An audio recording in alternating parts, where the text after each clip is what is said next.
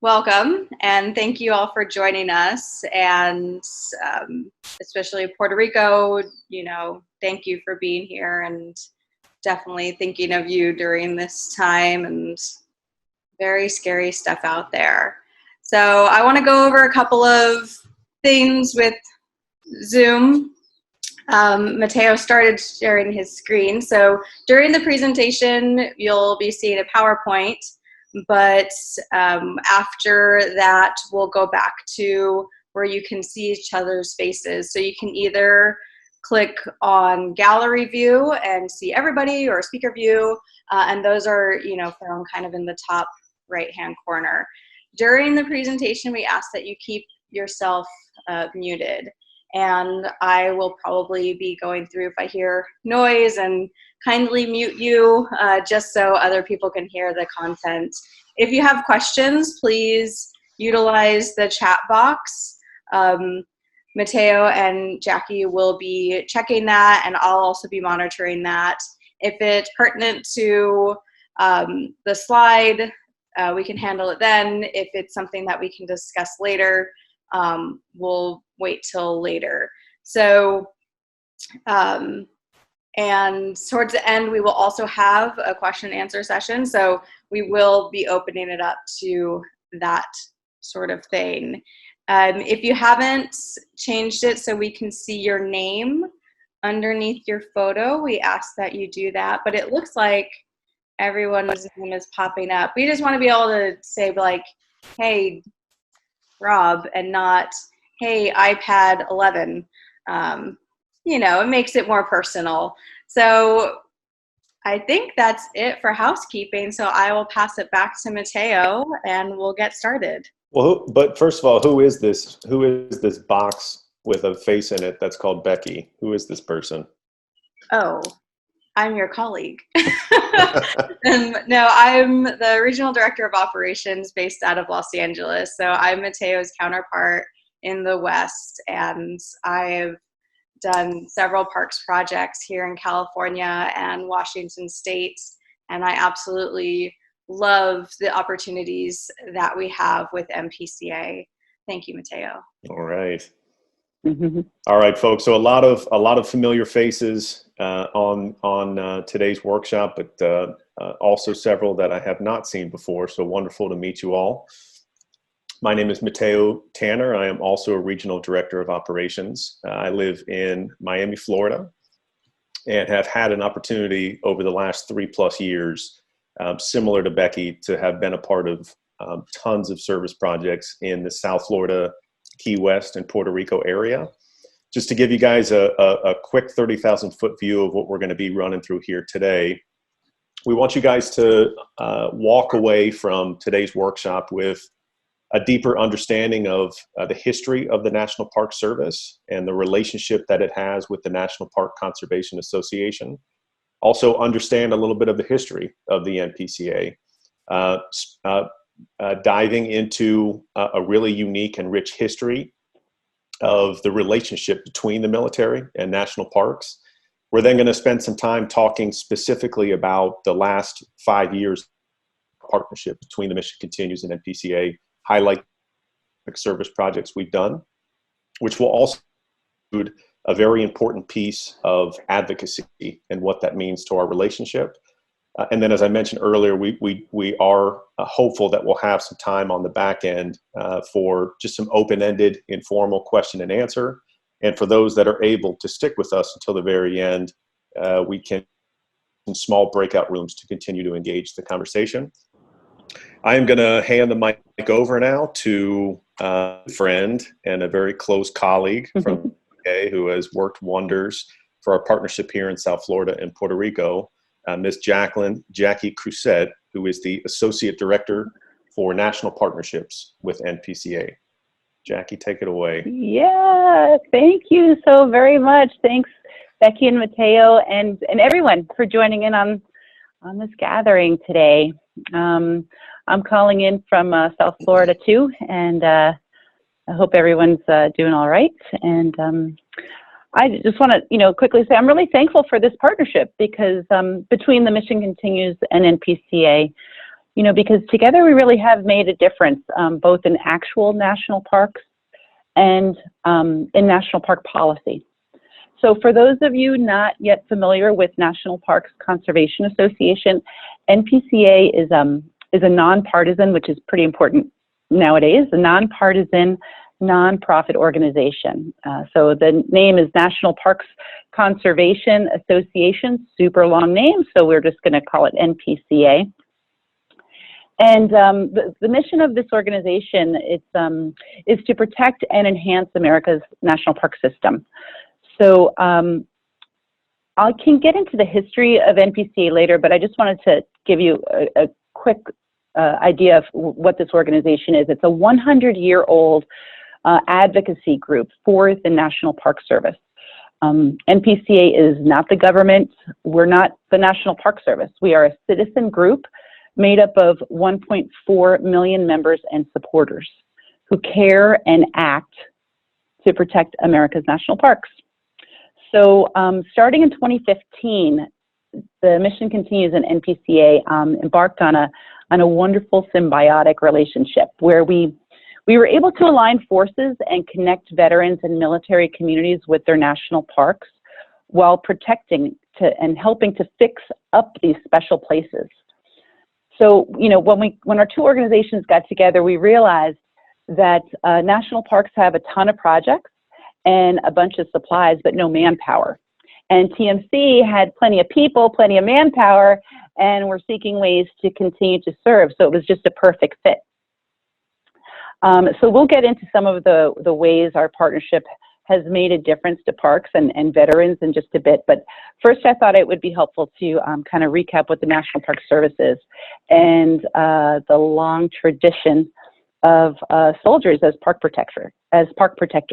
So to begin with, this was a new idea in the world, this idea of taking the best lands of a country and not putting them aside for the wealthy or the royalty or something like that, but to put it aside for the people, for you and I, and not only for us now, but for future generations as well. So I think a good way to think about the National Park Service and what it does to really understand it is just to deconstruct their logo, because they have a really good logo. It's very well designed, and you'll notice that one of the first things you notice in the logo is the buffalo or the bison, and that is representative of all the animals and wildlife found within parks. Then you'll notice that sequoia tree and the other trees, that is obviously representing all the plants within the parks. And then the mountain in the background is considering the view sheds and these amazing vistas. And then, of course, the lake and the snow, all the waters found within our national parks. And then if you step back a bit, you see the shape of the logo itself is an arrowhead. And that is representing all of the human history found in our national parks. And then lastly, I like to talk about the lines that you'll see in that logo. The way I tell the story is that is the human fingerprint to show the fragility of all of this and our responsibility to manage it and enjoy it, and it's ours. But again, not just for us now, but in the future as well. So this government agency, this National Park Service, is housed under the Department of the Interior, and was not. I'm not just there yet, but let's see. And was created in 1916 because of the unified actions of people, artists, business people, educators, all kinds of folks came together and basically took the time to speak with and meet with elected officials to protect these special places. And it wasn't an easy fight, but it was a successful one that we are all now benefit from. And the result was the passage of this Organic Act of 1916 that not only created the National Park Service as a government agency, but this is one of my favorite pieces of legislation. So its purpose is to conserve the scenery and the natural and historic objects and the wildlife for the enjoyment of all of this, but in such a way that will leave them unimpaired for the enjoyment of future generations. And I just love this, because what this is saying is the National Park Service mission, its purpose, is to do exactly that. So that you see this photo of folks, you know, enjoying this beautiful vista out west somewhere. It's either Sierra Nevada or maybe Yellowstone. I'm not quite sure. But the idea is that we can go to that exact same spot and enjoy the exact same view. But not only that, people in the future can go to that exact same spot and commune with everybody that came before them and everyone that's going to come after them, because we can enjoy the same and experience the same spot on the world, in the earth, together. And so not only us, but also all the wildlife that's there too, because all the generations of wildlife are doing the same thing. So, I just love that piece of legislation, and it's called the Organic Act, and it's a foundational piece of conservation law that says that the national park idea is for everyone, but not for us to use up, for us to enjoy, but also preserve for the future.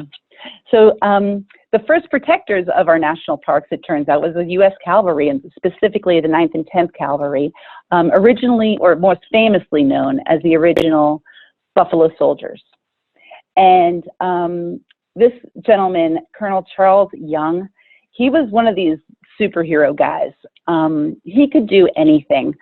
And he became the first acting superintendent of Sequoia National Park.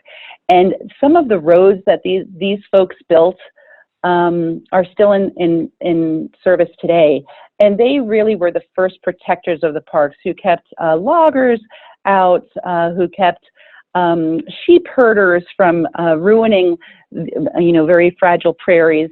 And so we kind of owe it all to them. And I just wanted to highlight that there is a Charles Young Buffalo Soldier National Monument that is a national park site. Not all national parks are called parks. They might be monuments, or there's a bunch of different designations. It gets a little confusing, but there's 491 of them, and these guys started the protection of them. So, yeah, so of the nearly 419 national parks, nearly 70 of them are dedicated to military history. And here we have a few examples. On the bottom is Dry Tortugas, which we're going to hear a little bit about. Above that is San Juan, the San Juan National Monument at El Morro, Castillo de San Marcos.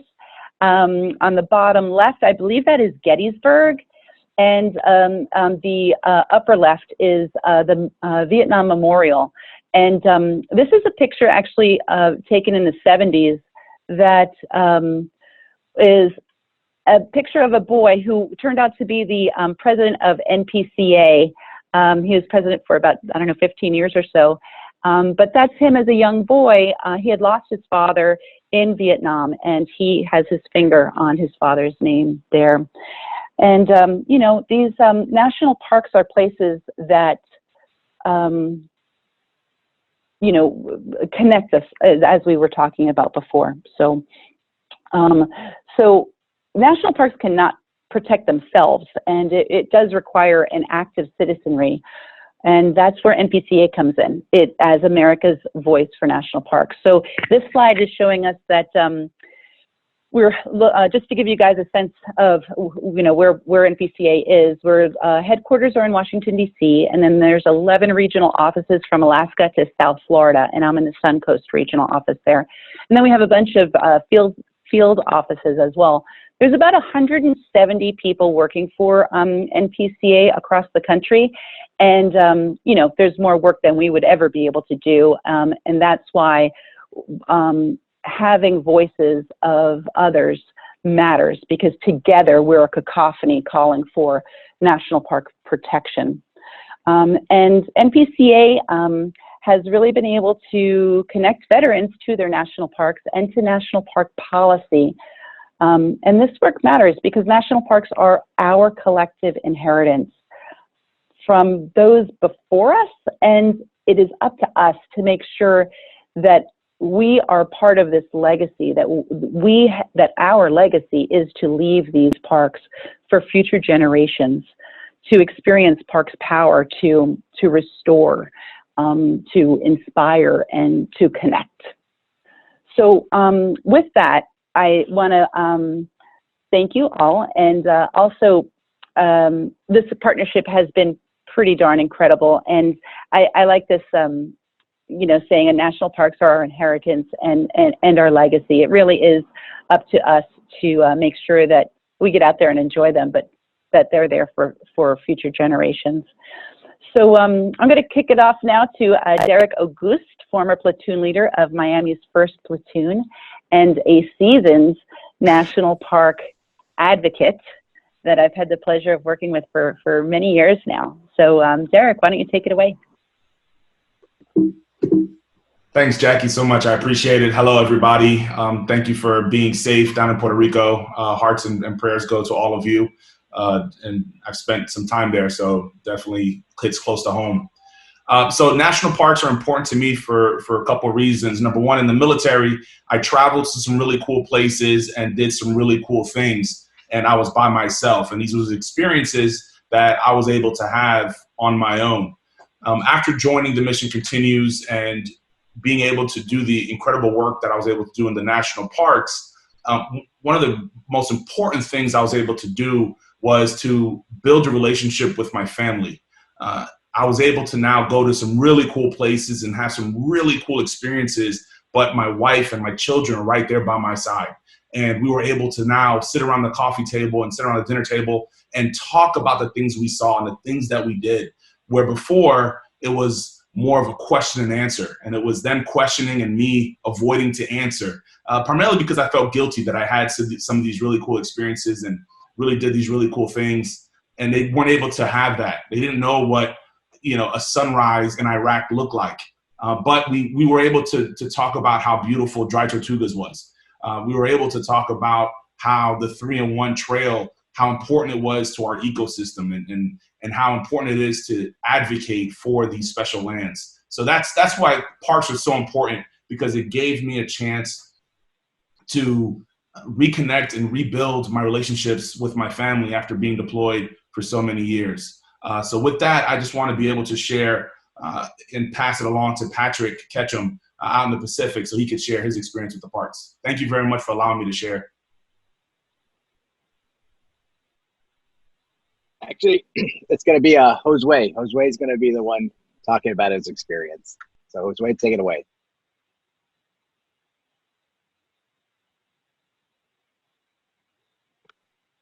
All right, bear with me with my, I'm not tech savvy here, this stuff, so I'm off mute now.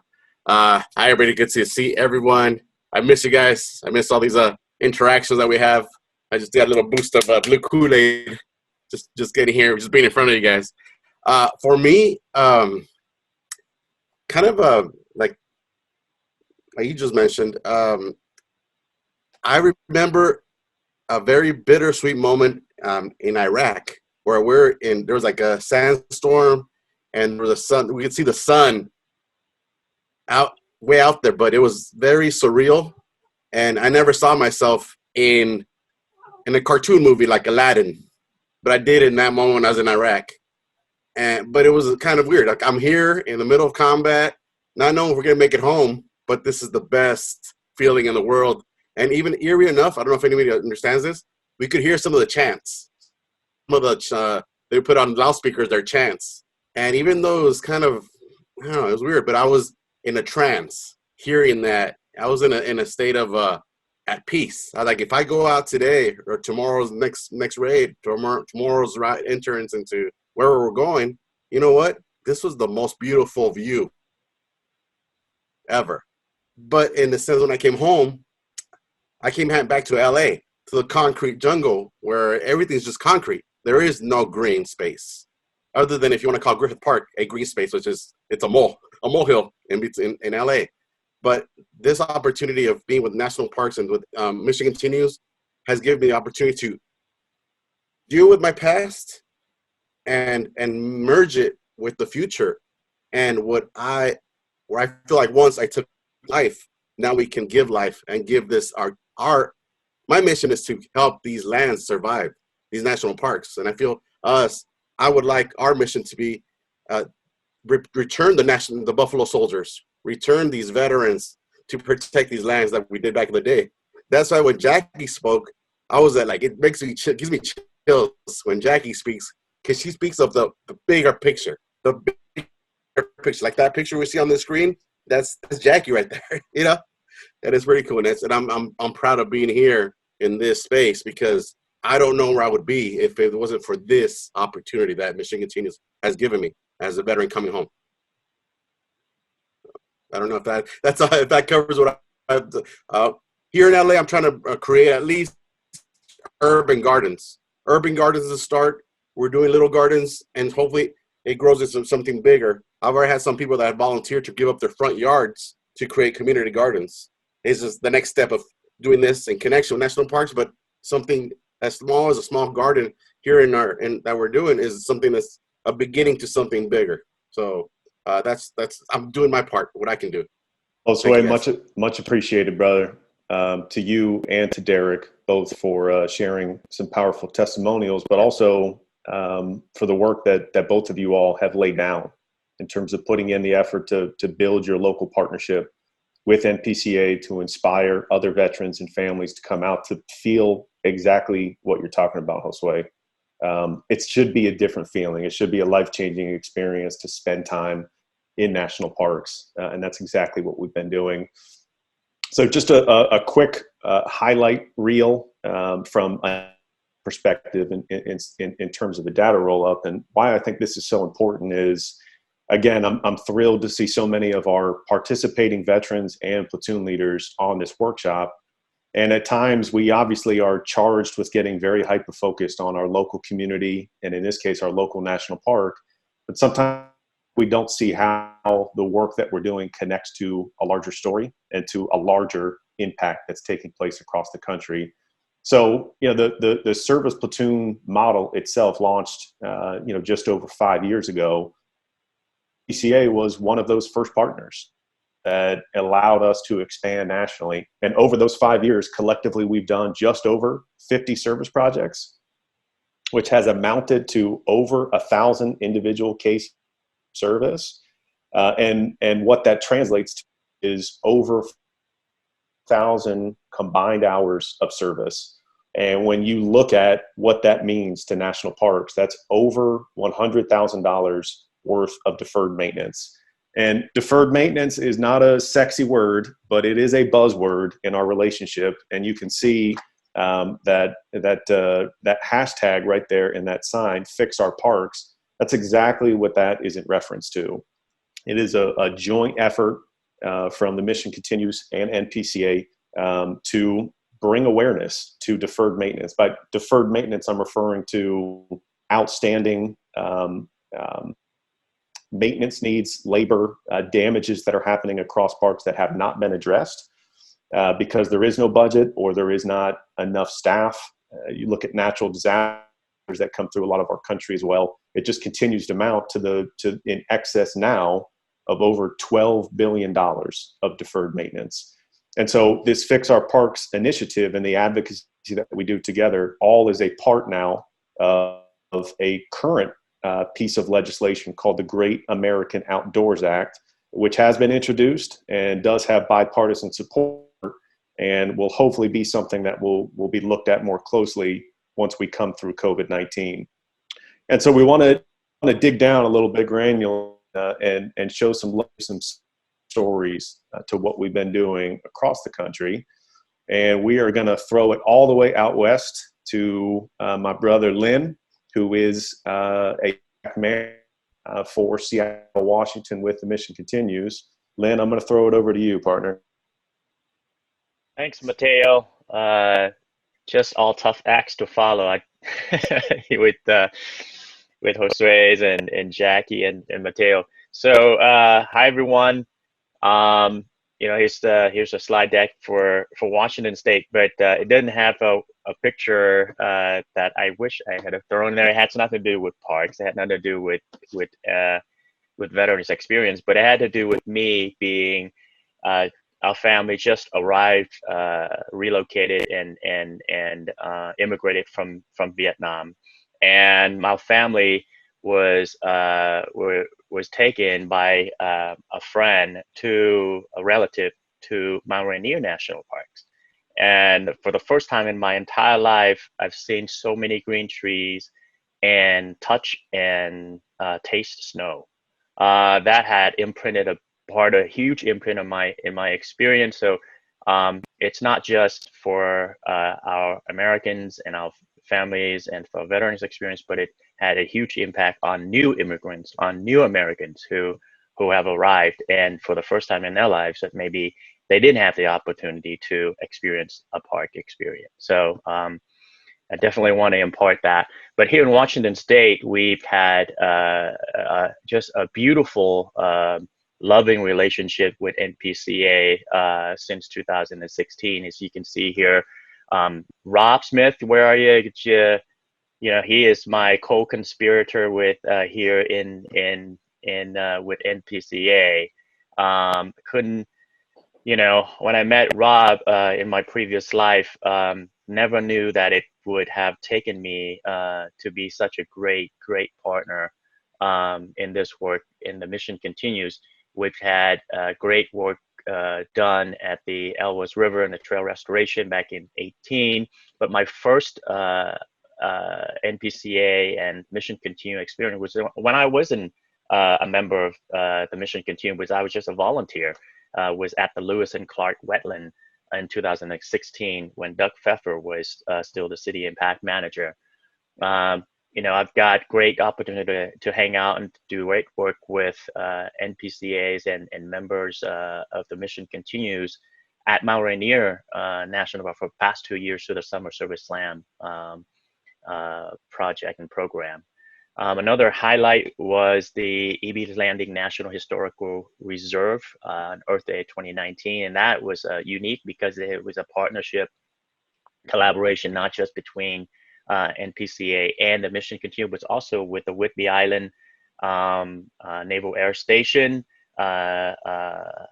naval members there, but also with Whidbey Island Sea Cadets. That they came out. So you know, there was like some really great collaborations that were being done, have been done, continue to be done here in Washington State. Can't wait to get back out there to you know, make some great thing happen and enjoy the great outdoors. And with that, I also want a quick shout out to Jason. Where Jason at? Make sure you wave to everybody. Jason Kuczynski is amazing human being, veteran. Both of us managed to get ourselves lost on the glacier trail there in Mount Rainier, and the fact that we're here is a testament to our fortitude. He's all the way from sinking in, all the way from Saudi Arabia. So, hoorah, buddy. With that, I'm passing on to California, going down the south, and introducing you to not a stranger at all in TMC world, the Mission Continue world, is our Senior City Impact Manager, Patrick Ketchum. Hello, everybody. So like Lynn said, I am Patrick Ketchum. I was recently hired to be the Senior City Impact Manager for Los Angeles. And prior to that, I was a platoon leader for 2 years. And I've been involved in Mission Continues for the last 3 years. So it has been a true honor to be able to partner with the NPCA and Laura down here in Los Angeles. We started off with one of my first projects as a platoon leader was a Debs Park cleanup. And it was just my introduction to the National Parks Conservation Association and everything they do. And you don't really think of national parks when you think of Los Angeles. But it was really good.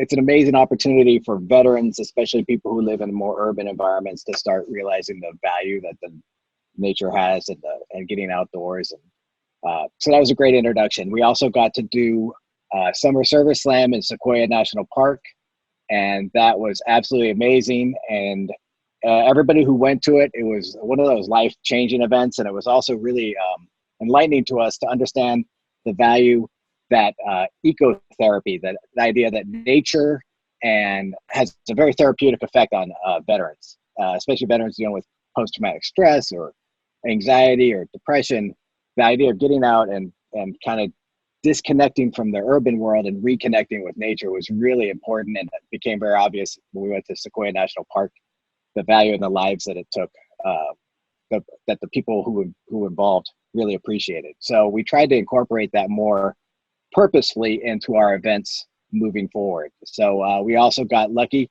We have an incredibly diverse biome here in California. People don't really think about it. They think of California, they think of more like Southern California sometimes, or Hollywood. But we have an amazing natural diversity. So we can go to Sequoia National Park.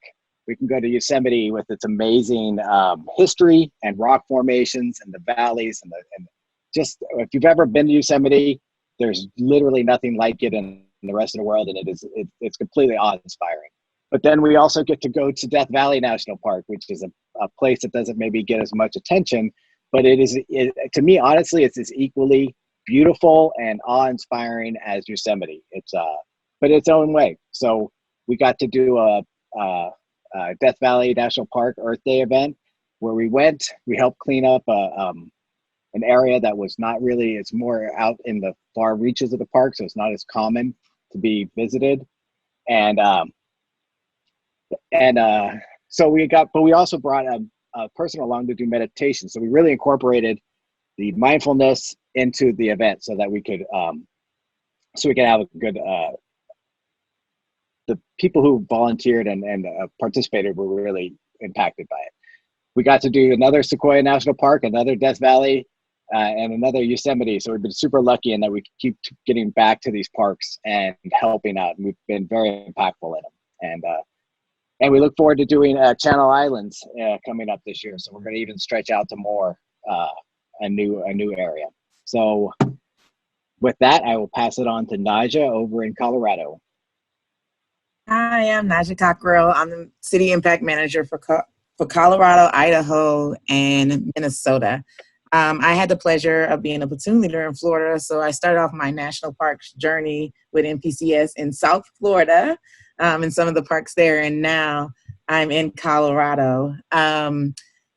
Right now, we've kind of just started this partnership in 2016. We've been doing some things with our new liaison for NPCA, Tracy Coppola, who's on the call. And she was able to join us and some of the other people in our Denver 2nd Platoon Service Project at Tennyson School for Children to kind of introduce who NPCA is. Also, during COVID-19, we've been doing some trail cleanup in some of our parks. And so you can see some of those pictures there. And Tracy was so nice of us to drop off some swag to us so that we can make sure our participants in our trail cleanup was able to go out to COVID-19. One of our operational partners is also a National Park Service. It's fluorescent fossil beds. And the really cool thing about this park is that a lot of people don't know, but people only think that redwood trees are in California, but they're actually in Colorado too. They just actually been fossilized due to volcano and flood. So the great thing about this park is when we go out to do every year we harvest seeds and collect them. We get to go behind scenes and actually look at some of these big fossilized trees that have been stoned now. And so that is really, really cool. And then we also get to take some tours behind scenes off trail in order to collect seeds and harvest them for the next year. So those are the pictures from that. And I'll pass it back to Mateo. All right. Thank you, Nyjah.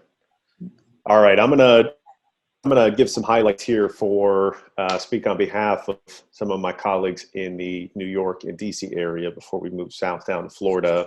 New York has an incredible history. New York was, if I'm not mistaken, our founding service in partnership with NPCA. They've been working together now collectively for just over 5 years. And they've had a chance to do several service projects, but the one in particular to highlight, 3 9/11 service projects that took place on Ellis Island. And if you kind of take a look at an aerial shot of the Statue of Liberty, that area right there underneath is Ellis Island. So it is now a part of Statue of Liberty Monument. But prior to that, it was the U.S.'s busiest immigration inspection station. And so Ellis Island literally is hallowed ground. I mean, there's so much deep tradition and history there. And it is responsible. It is where 12 million Americans started their American dream, and has led to so many different generations that have come up through Ellis Island. It is an island that is not accessible for volunteer groups. However, due to the strength of the Mission Continues and leveraging the amazing partnership through NPCA, we've had the honor to go out to Ellis Island over 3 times, 300 plus volunteers tackling a lot of deferred maintenance. All right, heading south to DC. What you see pictured here is a couple of highlights from a handful of service projects with Kenilworth Aquatic Gardens, which has a really neat history. What you see there is some lily pad gardens that were actually originally built by a gentleman by the name of Walter Shaw, who was a soldier in the Union Army, and he lost one of his arms in the Civil War, but was originally from Maine and had brought down some lilies and some floral from his home state, and with one hand went through and began to build what is now known as Kenilworth Aquatic Gardens. It attracted thousands of visitors, and the National Park Service bought that land in 1938. And the Mission Continues. The DC 4th Service Platoon has had an opportunity to get out and tackle some deferred maintenance with them. All right, WEPA. We're coming all the way down to our brothers and sisters in Puerto Rico. Puerto Rico has a young and blossoming relationship with NPCA. The platoon itself was not launched until January of 2018, following Hurricane Maria. And it was an opportunity through our partnership that we had already established with Jackie in South Florida to say, what can we do within national parks? How can this be a part of the restoration post-Maria? And the first place that everybody locally identified for us was Castillo San Felipe de El Moro, known as El Moro, which was built between the 16th and 18th century by the Spanish. It's a military fort. It was designed to guard the entrance to the San Juan Bay. If you're not familiar with it, do yourself a favor, do some Google images. It's a stunning fort with an incredible history. In 1898, during the Spanish-American War, Spain ceded ownership to the U.S. And El Moro, from that point on, from 1898 to 1961, was occupied by the American military, and was actually a part of our operations during both world wars. It became a part of the National Park Service in 1961, and we decided to honor it by doing a 2-day service project in honor of Independence Day last year. And on July 2nd and July 3rd, total, we had over 100 local Puerto Rican volunteers come out, a majority of them veterans, where in combination with NPCA and the National Park Service staff, we were able to repaint 68,000 square feet of the interior of El Moro, which sees on an average of 2 million visitors per year. So it's a place, and we were incredibly honored to be a part of that project. I am going to pass it to my colleague, Senior City Impact Manager for Miami, Kelly Goosed. Hi, everyone. My name is Kelly Goosed. Like Mateo said, I'm the Senior City Impact Manager here in the South Florida area. And something that is so unique to South Florida and Miami in particular, we are actually the only city that has the gateway to 4 national parks in America. Biscayne National Park, Everglades National Park, Big Cypress National Preserve, and the Dry Tortugas National Park down in Key West. We have had wonderful opportunities to visit all these parks and with joint projects with NPCA. In 2019, we got out into Elliott Key, and so unique about South Florida. Also, a lot of the the parks are geared towards water activities. And so we are these islands out in the middle of the water. We go out there with our families and engage in the cleanup, but also really looking at the parks and not just what the parks can do for veterans. What veterans can do for the parks, but also what parks can do for the veterans, and really taking the lead from our platoon leaders. We looked at projects that engaged the whole family, but allowed them to experience the parks on a deeper level, and then really enjoy them. And I'll give you a key park here in Dry Tortugas, a national park that is sometimes families are not able to go and visit as often as they would like, sometimes due to the cost and just the location. It's not as accessible due to you have to take a ferry to get out there. But we were able to take our families, several families, out to the national park. We looked at the park project and had a hybrid of learning what the park history was, but in addition to, they got to enjoy snorkeling and a tour, history tour of the whole park. And it was just a wonderful experience. But really, this is looking at how do we engage the next generation of stewardship in our families and really create these powerful experiences for them. So with that, we've had beautiful projects and interactions and collaborations with NPCA and TMC down here in South Florida. And with that, I'm going to jump it back over to Jackie to speak on behalf of the advocacy. All right. Wow. Oh, this is so great. I'm really learning a lot about parks on this call, I have to say. Some of these parks I was not as familiar with. So thank you very much, Kelly. Yeah. So the approach to with TMC, it's been really interesting because it's evolving. Like Patrick and Kelly were saying, we started off with service projects, and now we're starting to think about, we kind of know about the economic value and the environmental value, the historical value of these places, and we're starting to think about the therapeutic value, the intrinsic value of national parks, looking at these public lands as public health assets as well. And the idea is to serve in a bunch of different ways. One, like boots on the ground in the park, making a difference. And then also boots on Capitol Hill, talking to elected officials, to decision makers, to higher ups in the Park Service about ways to protect parks. So this slide is just NPCA's approach to creating this national movement toward national park protection. And it's been really powerful to work with veterans in the military community on this. So we, experience a park, we learn about issues within national parks, then we serve in a park, and then advocate for a park. And in this picture, you see some of you guys probably know very well, many of you, Angel Gual, and he is speaking in Washington, D.C. with Florida Congressman Brian Mast, who's also a veteran, about Fix Our Parks, about this idea of the Great American Outdoors Act.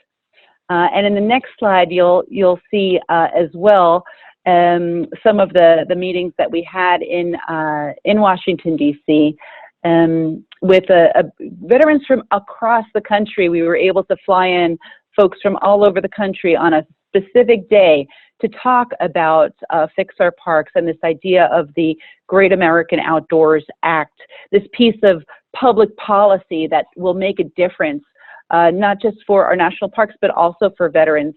One of the other pieces of legislation that we're really working on right now as well is a very long name, but it's called the Accelerated Veterans Recovery Outdoor Act. It just kind of flows. But so it's a really long name, but what that will do is create a task force within the government from multiple agencies to consider the therapeutic value of these public lands so that VA hospitals can prescribe parks and trails and natural experiences as part of a comprehensive therapy. So that Accelerated Veterans Recovery Outdoors Act is also something that we're working on. And, you know, advocacy is something that is still going on, even though we can't physically gather. We're just switching it online. And you know, NPCA, what we're able to do is not only introduce veterans to national parks, but introduce folks to effective ways to communicate and build advocacy skills for national park protection. But one of the things there is that once you know how to advocate for one thing like national parks that is pretty much bipartisan, you know how to advocate for anything. So it is a really powerful and very important skill for American citizens to have, because our democracy depends on it as well. So active citizens, national parks cannot protect themselves. We need active citizens to be engaged and call for their protection. So I think now where we're at is, you know, we covered a lot of ground and heard some really good, about some really good projects. And that's just a smattering, and that's not even all of the projects or all of the areas that we've worked in. So I think we're here to, you know, answer some questions or talk over some questions. Definitely welcome to some suggestions, because we are in this brave new world. And I think Mateo is going to take us into this next step where we're, you know, we need to figure out where are we going from here, and how can we all work together in this new reality to continue to be effective and engaged with each other and also with our national parks. So Mateo, you want to take it on? Actually, I think this is Becky. I think because we're you know, we knew this was going to be more than an hour-long conversation, and we love our parks. So we're actually going to do breakout rooms for only 5 minutes, and then we'll come back here all together. So what's going to happen is, Mateo, do you want to exit your presentation, and then we can all see each other? I'm going to open up these breakout rooms, and you're going to go into kind of small group chats. And Mateo, is it the Google form? I'm sorry, you want them to look at first? No, that's okay. We can put the Google form in once we return back, and it can also be emailed to folks on the tail end. Okay. Do you want to give them the question before they go out to the breakout rooms, and then they'll have 5 minutes to either talk about that or whatever comes up, and then we'll all come back here? Yeah. So 5 minutes is going to fly by, folks. So we're kind of randomly assigned here in which breakout group you're going to be with. And so we just want to hear a little bit and just engage more about our own personal experiences in national parks, and also maybe solicit some ideas and some feedback on what you all would like to do within your national parks moving forward. All right, here you go.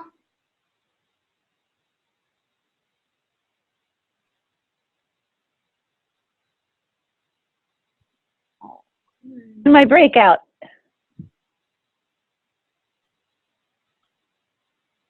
Hey, I got a good breakout. Woo! Yeah.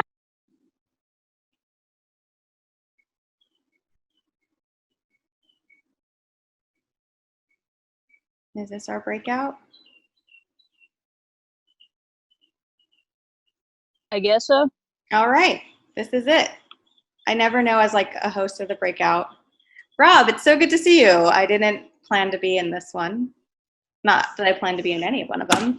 But Jessica, I don't think we've ever met. Nice to meet you. Yeah. Nice to meet both of you good as to well. Be here.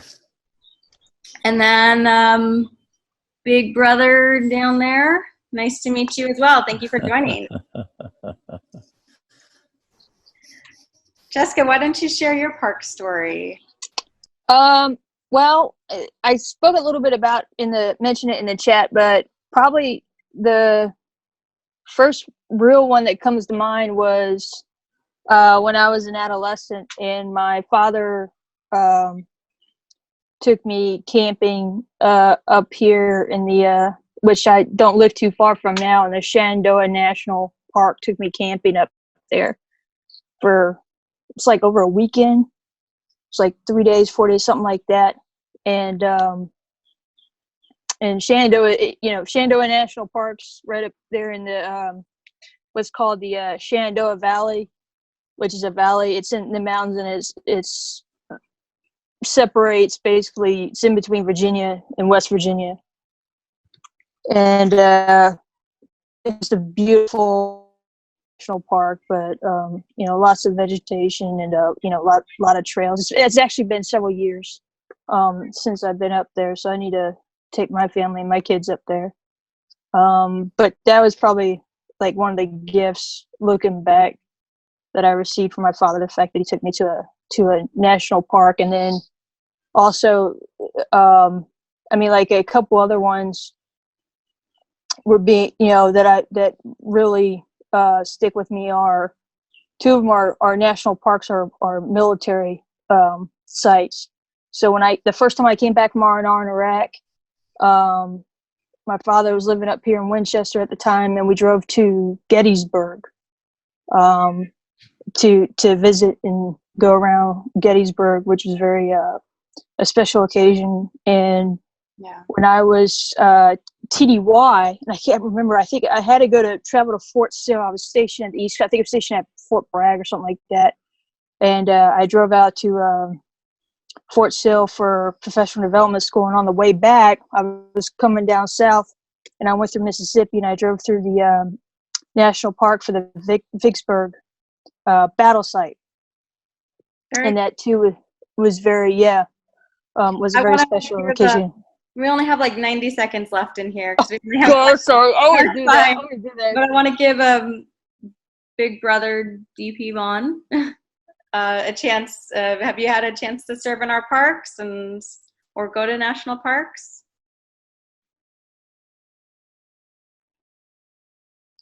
Maybe he's a silent partner. Rob, I know, I don't know, Jessica, if you got to meet Rob, but Rob, if you want to talk about what you do, you have the best job ever.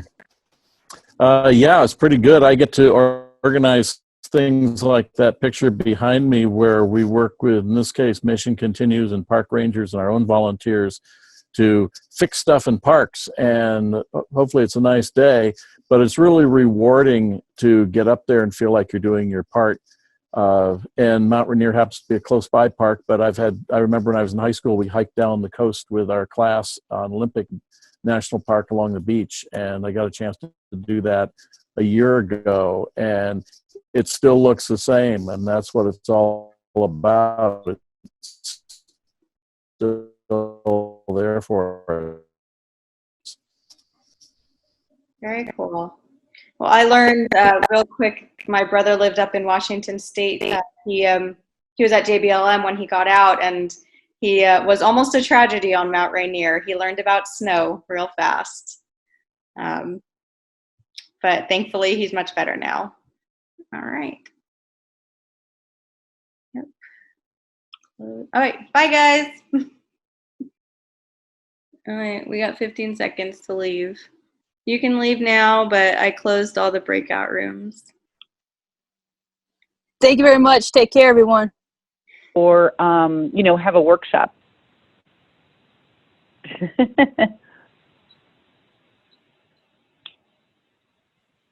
There we are.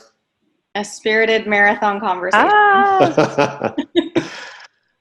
Yeah, that went fast.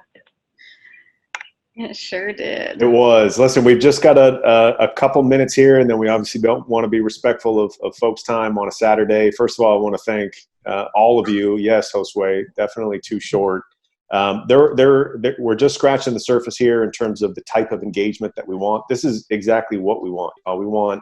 We want NPCA staff, and we want veterans from the Mission Continues to be having these conversations to build out what our future looks like. We really talked here in this hour about what our history has looked like the past 5 years. but we need to continue to hear from our veterans. We need to continue to hear from our participants around what you want to see next or what is working well. You heard Kelly mention the kind of the language and perspective shift that we've done here in South Florida around not just what can veterans do for national parks, but what also can national parks do for veterans. And a big part of that is continuing with our service, continuing to attack this deferred maintenance problem that we have, but also feeling like more of our veterans and our military families have an opportunity to connect in a profound and impactful way with their parks. You heard what Derrick said, you heard what Josue shared, and Lynn, your testimonial was really powerful as well. That's what we want to keep driving towards. And so everybody that has registered and is on this call, we are going to follow up with an email that has a Google form, and we ask you please to hop in there. It only take a couple minutes to fill it out, and it specifically addresses that. What would you like to see moving forward? What are you excited about? Where are some ideas moving forward? Because we don't know exactly when this year that dust will settle and we'll be in a safe place where we can all reconvene and get back into our national parks. But it's pretty damn obvious that all of us are hungry for it. And so why not start having these conversations now so that, when we get that green light, we can get out there and keep doing what we do best, which is continue to strengthen this partnership and make an impact across the country. Jackie, any final words on behalf of NPCA? Oh, you're muted.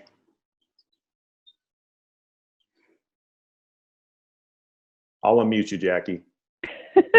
I just want to thank y'all for spending some of your Saturday with us. And I look forward to continuing the conversation, continuing the work together, and let's do more.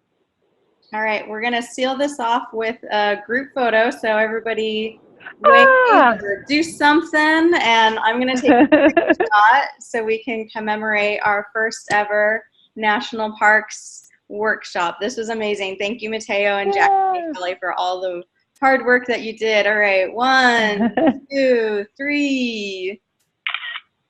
All right, thank you all. We'll include that in the email too. Motivation. Perfect. We will see you in a national park near you soon. Yes. Enjoy the rest of your weekend, everybody. Thanks, everybody. Thank you. Bye.